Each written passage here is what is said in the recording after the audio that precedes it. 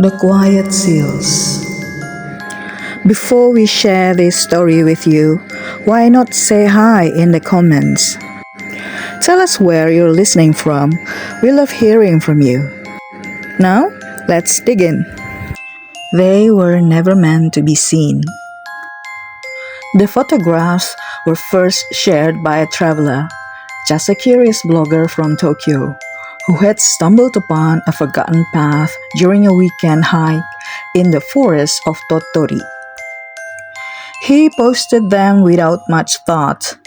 Moss-covered torii gates sunken into the soil, tiny shrines half swallowed by roots, stone lanterns cracked but eerily clean, as if the earth still respected what they held. There was a strange harmony to them, quiet, heavy, serene. His captions were casual. Found this little place, peaceful. Feels like the forest is holding its breath here. The images went viral within days. People found peace in them.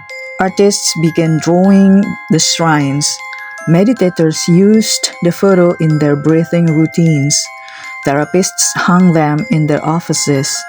Yet slowly, something began to change. The blogger, weeks after his return, stopped posting. Friends said he had become isolated, obsessed. He kept printing the photos and arranging them in different patterns across his walls, whispering to them at night.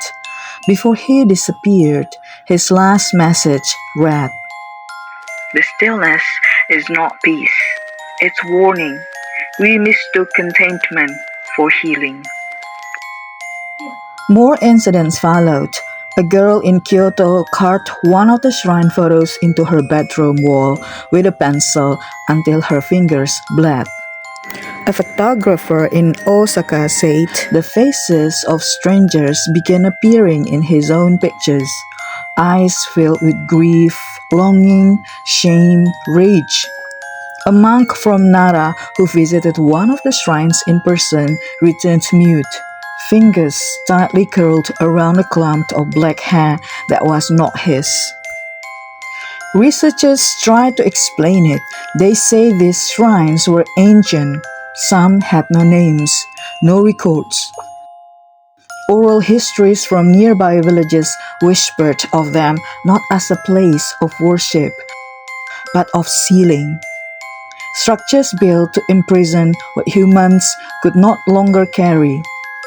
Desire so violent it changed the soul, guilt that curdled into hunger, longing that turned to rot. The photos weren't just images, they were breaches. The act of seeing, of sharing, of digitally dissecting the silence had loosened what the forest had kept quiet for centuries.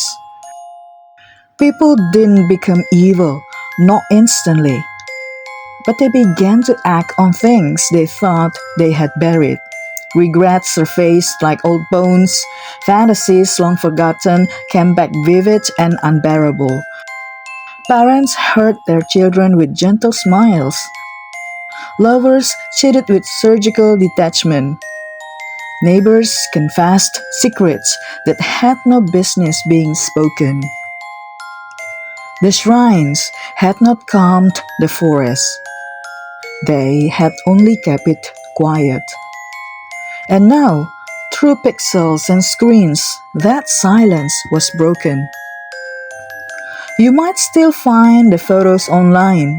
They circulate quietly now, in minimalist blogs, in aesthetic mood boards, in meditation forums. Some say they help with depression, with clarity, with focus. But if you find yourself staring too long, if you hear whispers in your mind that sound like your own voice but older, if you start feeling healed in ways that make you forget who you were, close the tab, delete the image, don't print it, don't look again.